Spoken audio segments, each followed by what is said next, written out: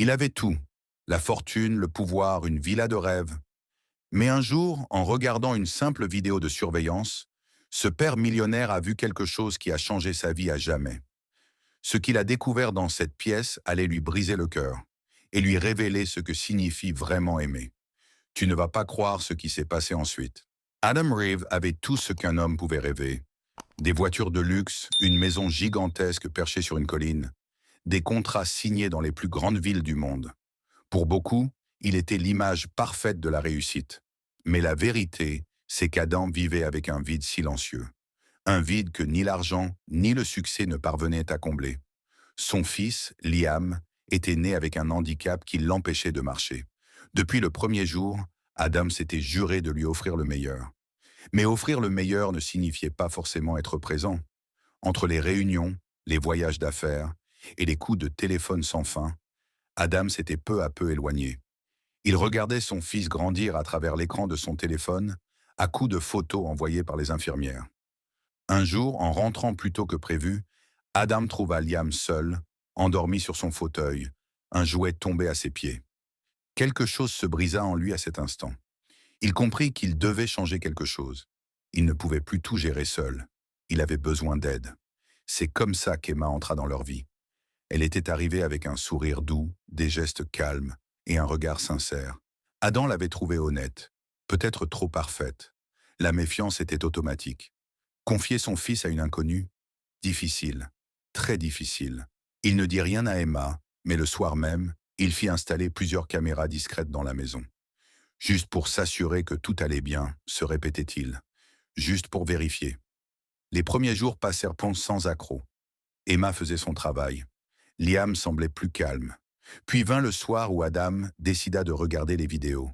Ce qu'il vit le laissa figé. L'écran montrait Emma, assise par terre, à la hauteur de Liam, en train de lui raconter une histoire. Ils riaient tous les deux. Elle le poussait doucement dans le jardin, le visage de Liam baigné de soleil. Elle guidait ses mains sur un petit clavier, l'aidant à jouer quelques notes maladroites de piano. Mais ce qui toucha Adam jusqu'au fond du cœur, c'était l'expression de son fils. Liam ne se contentait pas de sourire. Il rayonnait. Un mélange de honte, de culpabilité et d'admiration envahit Adam. Comment avait-elle réussi à créer une telle connexion? Pourquoi lui, son propre père, n'y arrivait pas? Il sentit ses certitudes vaciller. Et ce n'était que le début. Depuis qu'il avait vu ces vidéos, Adam ne voyait plus Emma de la même manière. Elle n'était plus seulement une employée. C'était comme si elle ouvrait une porte invisible dans leur maison et dans son cœur. Petit à petit, Adam se surprit à rester plus longtemps à la maison. Il l'observait sans se cacher cette fois. Il voyait la tendresse dans les gestes d'Emma, sa patience infinie, la façon dont elle parlait à Liam comme à un petit roi. Et Liam, il souriait chaque jour un peu plus. Un matin, Adam prit une décision simple mais puissante.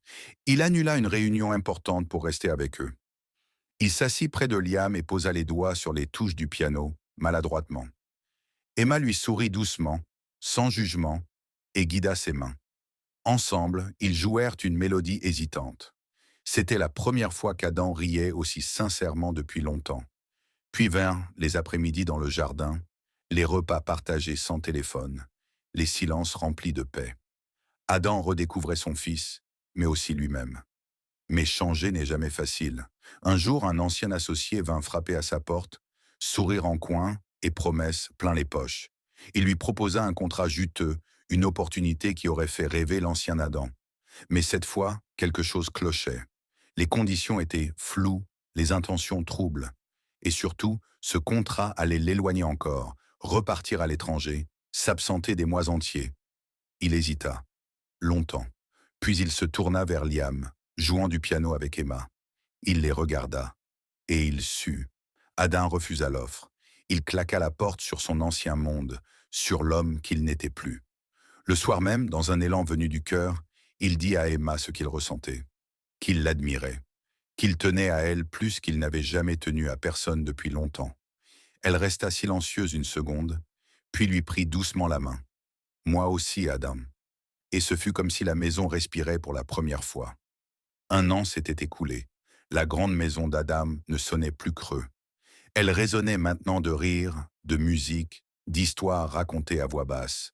Emma et lui s'étaient mariés dans un petit jardin fleuri, entourés de leurs proches. Pas de faste, pas de flash, juste des regards sincères, des promesses douces, et Liam, dans son fauteuil, lançant des pétales en riant. Emma attendait un bébé. Adam, autrefois obsédé par les chiffres, avait revendu ses parts dans ses entreprises. Il avait lancé une fondation dédiée aux enfants handicapés, inspirée par Liam, par Emma, et par cette nouvelle vie qu'il construisait, mais même les cœurs les plus solides doutent parfois. Le jour de l'accouchement, alors qu'Emma était en salle de travail, Adam sentit son ancienne anxiété refaire surface. Et s'il échouait à nouveau? Et s'il ne savait pas aimer ce deuxième enfant comme il aurait dû aimer Liam dès le début? Il faisait les 100 pas, incapable de s'asseoir. Puis la porte s'ouvrit. On le fit entrer. Emma, fatiguée mais rayonnante, tenait un petit bébé endormi. Liam était là, lui aussi. Adam s'agenouilla à côté de lui. Sans dire un mot, Liam tendit ses bras, toucha doucement la main minuscule de son nouveau frère. Un sourire immense éclaira son visage. Adam sentit ses yeux se remplir de larmes. Pas de peur cette fois, mais de gratitude. C'était là, sa vraie richesse. Plus tard, tenant son bébé dans les bras, entouré d'Emma et de Liam, Adam se mit à raconter. À ses amis, à ses partenaires d'avant, puis à des salles pleines d'inconnus. Il raconta son chemin, ses erreurs, sa renaissance.